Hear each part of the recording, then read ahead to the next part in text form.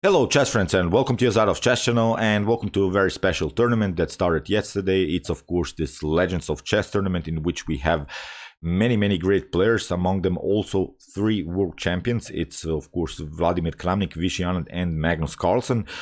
But the coolest thing for me and the coolest fact was that Vasyl Ivanchuk is playing. I wanted to see really Vasyly playing against his top grandmasters. He hasn't participated now in many tournaments, but I saw a couple of days ago that Vasyl Ivanchuk started to stream also on Chess24. It was really funny, and he's making cool jokes, and he has this accent.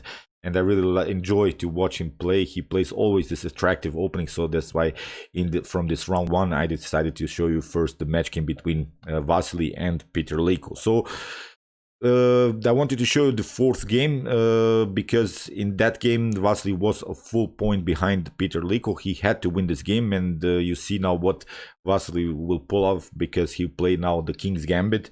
The King's Gambit is not played so often, I believe, in this top grandmaster level, but here Vasyl Ivanchuk will play really a beautiful King's Gambit game. So let's check out the game. E4 played by Vasyly, E5, F4, the King's Gambit. We have the King's Gambit accepted, so this will be really a dynamic one. So knight to F3, we have H6, preparing of course G5, fixing the pawn structure. Now D4 and now G5. Here Vasyl Ivanchuk plays this very interesting idea, G3, cracking the position. You have to react somehow. After potential f takes G3, you see the H file will get open. So here we have now a little bit an attack here. We have also some tactical problems here for black, so that's why black has to play this move bishop to G7. Knight to C3. What white always gains of this King's Gambit accepted lines is of course a very healthy development of the knights, and also white has this pawn central control, is pawn down, but if you can make something out of it, if you can maybe grab some space here in the center with these 2 centralized pawns, then it's of course worth the pawn. So here D6 played by Peter Leko. We have bishop to E3, knight to F6, and now queen to D2. Here knight to G4, which was maybe the first slight inaccuracy by Leko, because here I think a better idea is to crack the position immediately with the move D5. Whatever white does, e takes D5 can be met with knight takes D5, or a potential E5 move can be met with knight to E4, and I think black is perfectly fine here. He still has a good developing idea here with the move bishop to G4. But in the game, knight to G4, and here Vasyl Ivanchuk simply retreats with the bishop. The bishop is even now on a better place. It's still aiming on this very important diagonal. Still, we're continuing the game with the main strategical advantage, this 2 centralized pawns. So knight to C6, castling, played by Ivanchuk. We have now kingside castling by Leko, and we have now this opposite side attack game in which you want to, of course, attack your opponent's king. So it's really now a dynamic game because what black has as a problem is also this light square bishop, which doesn't have a good activity. Some potential bishop to E6. We would love to develop this bishop here. Can be met, of course, with a potential D5. There are always some ideas like bishop to D3. This would be sort of a tactical idea for white. Bishop to D3, maybe something like E5, and even knight takes G5. You see, then bishop to H7 combined with the rook would be very tricky. So this could be maybe a tactical idea. In the game, knight to H2 played by Ivanchuk. This move of course forces now the knight to move somewhere. If you play knight to F6, then you can again be challenged with D5, or in some occasions with the move E5. So that's why Peter Leko decided to take knight takes H2, rook takes H2, and still this is a good position for white, although down a pawn. But now you see we have the powerful bishop pair, we have the open H file, we have again this pawn central control, we have direct attacking possibilities. So here bishop to G4, a rook to E1, and now knight to E7, bishop to G2, and now queen to D7. Here Peter Leko finishes his development. He has now connected the rook. So far a good position, and now bishop to E3. As I said, this could be really one of our main tactical ideas, some bishop to G5 ideas.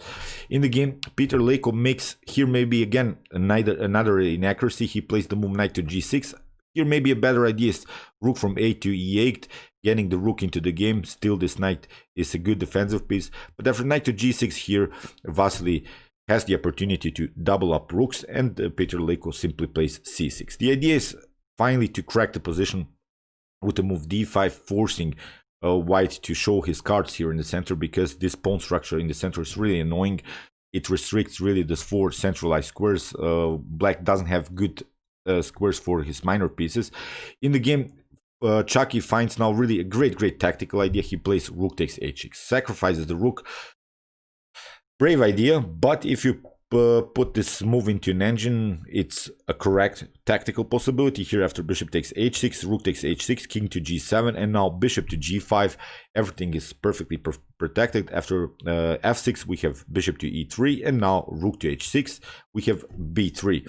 The idea behind b3 is of course to hide with our king, still continuing the game with our powerful bishop pair. In the game, Peter Leko tried rook takes h6, and after bishop takes h6, king to h7.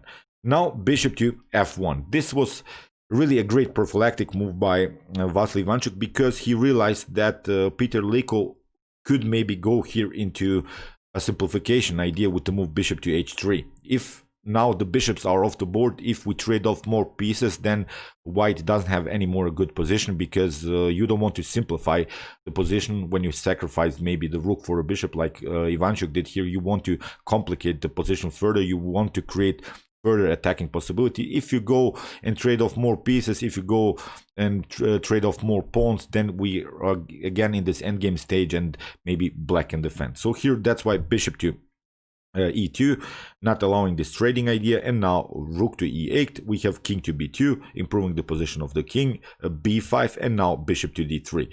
Here Peter Leko plays queen to g4, attacking the pawn, bishop to e3, and now g4, knight to d1, and here queen takes g3. A better idea maybe here for black is to play queen to f3, because there is always maybe the possibility here to attack somehow this e4 pawn.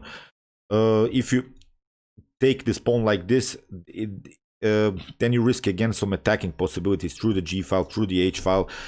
Basically this pawn on g3 is helping us out, because then white at least doesn't have any more attacking possibilities maybe on the g file. But in the game, as I said, queen takes g3 was played, and now Vasyl Ivanchuk plays queen takes b4. Now there is this problem of queen to b7, followed with e5. e5 is the main idea that Vasyl Ivanchuk is trying here to liberate here his light square bishop. In the game, bishop to g4, and now comes this idea e5. Here f5, if you play something like, I don't know, d takes e5, then you will have problems, because queen to b7 is happening. There are no good squares for the king. If you go king to g8, king to h8, you simply lose the knight. You cannot cover with the rook because of the spin by the bishop on the knight. So it's really a great tactical idea here, this move e5. This was all very well prepared by Vasyl Ivanchuk in this fast time format. We have f5, and now queen takes d6. So let's stop a little bit here and evaluate the position. Okay, again, black is up the exchange, but now we can count. White has 5 pawns. Black has only 3 pawns, and if this game goes into an endgame, I just want you to imagine maybe we have a bishop and 5 pawns against the rook and 3 pawns. This could be a winning endgame here for white, because the king is also far away from the action. In the game, Peter Leko tried bishop takes d1, but now bishop takes f5, and you see now there are again these tactical possibilities here, even the possibilities to play queen to d7, again with the same tactical idea, followed with bishop takes g6, and maybe also take the rook. So covering is again not a possibility. So great attack by Vasyl Ivanchuk. Here rook to g8 was played, and now bishop to d2. Now we want to of course improve the position of our bishop to c3, d5, maybe e6. You see, black is a whole rook up, but this bishop's activity is simply too much to handle. In the game, here bishop to g4 was played, and now Vasyl plays this very nice check, queen to e7, and now rook to e7. Rook to g7 is a forced move, but now very important move, queen to g5. You cannot take of course, you lose the queen. You see how Vasyl Ivanchuk is sneaking in with his pieces. In the game, queen to h2, and now Vasyly simply takes, queen takes g4, and in this position white has a completely winning endgame. Everything is perfectly protected, the queen and the bishop are connected. Knight to e7, here we have queen to h5, and now after queen takes h5, bishop takes h5, we have now this position that I talked about. We have basically a 5 versus 2 now situation with the bishop against the knight and a bishop. So okay, again black is up the exchange, but this is a completely winning endgame here for white. So in the game rook to g2, not a problem, we can simply play bishop to b4, knight to d5, we have bishop to f3, here rook to f2, and now simply bishop takes d5, c takes d5, and now bishop to c5. Everything is glued together. This is really a compact position. Now what we want to do is play the move f5, and these pawns are rolling. So a6, we have g4, we have king to g6, a4, here king to f5, and now b5. Now we created a new pass pawn, a takes b, king to e6, here b6 simply, king to d7, king to b3, we have king to c6, and now this idea, as I said, to create new pass pawns. We have c4, d takes c4, king takes c4, rook to f4, and now simply this pawn is moving on. King to d7, you cannot protect the pawns on both sides. King to c7, bishop to d6, very nice deflection motif. Here king takes b7, but now here after the move bishop to e5, in this position Peter Leko resigns. So great attack by Vasyl Ivanchuk, King's Gambit. You saw how the bishops he activated this endgame technique, now also great endgame tactics. So great game, but I have to say I'm a little bit sad because Vasyl Ivanchuk lost the game in the Armageddon, so it was Peter Leko who won the match game. But okay, this was really a cool game. We'll see how Chucky will handle more opponents for the first time now after a long time. It was really a cool game, and it was really again a pleasure to watch Vasyl Ivanchuk playing. So okay, I hope that you enjoyed this game. I really enjoyed it a lot. So this is now first video from this tournament. I'll create a new playlist so you can check out the games that I will analyze in this tournament. If you want to see more attractive games like this, check out my best chess games of all time series, in which I show you all of the best chess games that have been ever played in chess history. And if you like this content, you can also subscribe to my channel. See you soon with some more videos, and chess is the best, of course.